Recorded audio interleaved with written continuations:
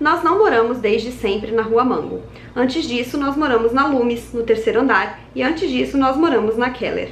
Oi gente, tudo bem? Eu sou a Ana Lu e eu li Na Casa da Rua Mango, da Sandra Cisneros, com tradução para o português da Natália Borges Polesso. Esse livro foi publicado aqui no Brasil pela editora Dublinense no ano passado, e desde que eu vi a capa dele pela primeira vez, eu fiquei com muita vontade de ler. A capa é da Luísa Zardo, uma designer da Dublinense que faz capas maravilhosas, e, gente, essa capa toda colorida não dá muita vontade, dá vontade até de mastigar. Eu fiquei com muita vontade de ler, ainda mais depois que eu fiquei sabendo, né, pesquisando sobre, que era de uma autora americana, filha de imigrantes mexicanos, e ela falava um pouco sobre essa história, justamente sobre a história dela. Então esse livro, eu não sei, ele quase pode ser considerado uma autoficção, porque aqui a gente tem a Sandra contando a história de uma menina que também é filha de imigrantes mexicanos e mora num bairro periférico nos Estados Unidos, enfim, apesar de não ser, né, uma história de não ficção, eu acredito que a Sandra tenha colocado muito da sua vivência nessas páginas, e a gente vai falar um pouco sobre esse livro. Bom, eu falei que eu fiquei com vontade de lê-lo só de ver a capa e saber um pouquinho sobre ele, ainda antes de ter ideia de como ele era.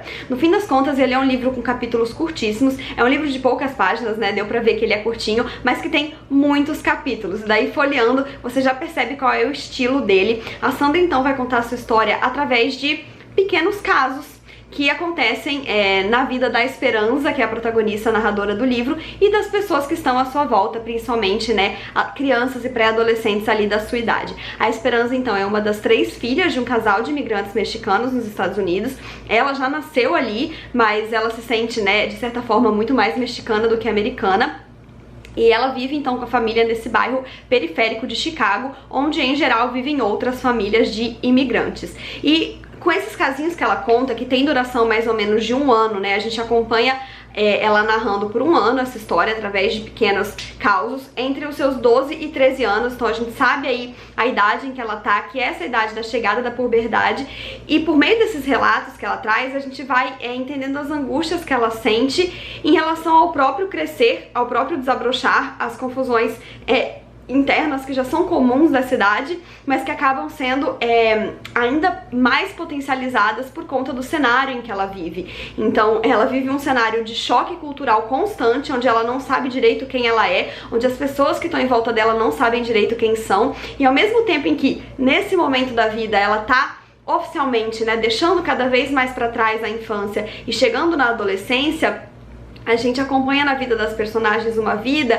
que não necessariamente garante a infância pra alguém. Então é uma vida que ela não é fácil, é uma vida que não é dada. Em geral, as meninas que estão em volta de Esperança descobrem as agruras da vida muito mais cedo do que seria esperado, enquanto tentam não deixar a infância de lado. Então são meninas que aos 13 anos já descobriram muito da vida, mas ainda não querem largar as bonecas. Sabe aquela coisa de você ter tanto tirado de você que o pouco que te sobra você quer manter?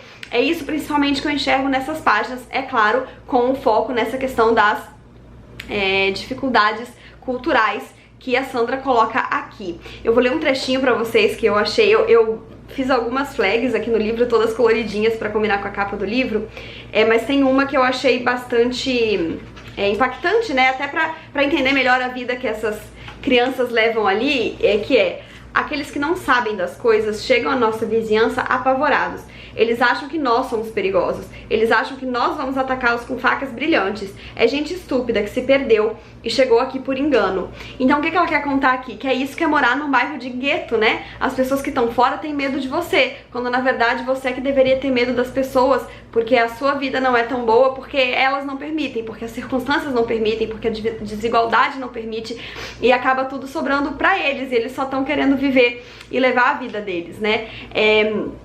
Não foi um livro que me pegou tanto, eu esperava um pouco mais, mas eu acho que eu não sou realmente a pessoa que é tão sugada por livros de pequenas historinhas. Eu prefiro uma narrativa um pouco mais encaixada e mais densa, mas é um livro que eu devorei, porque não dá vontade de parar de ler. Você fica nessa de só mais um capítulo, só mais um capítulo, e a escrita da Sandra é muito poética. Como um grande bônus do livro, eu diria que talvez a minha parte favorita dele, a gente tem um prólogo até um pouquinho extenso, a se dar conta do tamanho do livro, né, nessa obra aqui, que chama Uma Casa Toda Minha, se eu não me engano. Deixa eu ver se é isso mesmo. Isso, é Uma Casa Toda Minha, em que a Sandra faz um relato da história dela com a escrita, né? E é claro, como o próprio título já mostra, ela faz um jogo com Um Teto Todo Seu, da Virginia Woolf, fala da busca dela de crescer e de buscar liberdade para poder escrever numa casa toda dela e contar as histórias que ela sempre quis contar. E ela faz isso muito bem, eu gostei do livro, ele só não me chega tanto quanto eu esperava, não era isso que eu esperava dele, eu esperava uma narrativa, né, um pouco mais ambiciosa, mas que não deixa de ser um livro que eu recomendo, porque ele é gostoso de ler e ao mesmo tempo escancara umas realidades que são necessárias.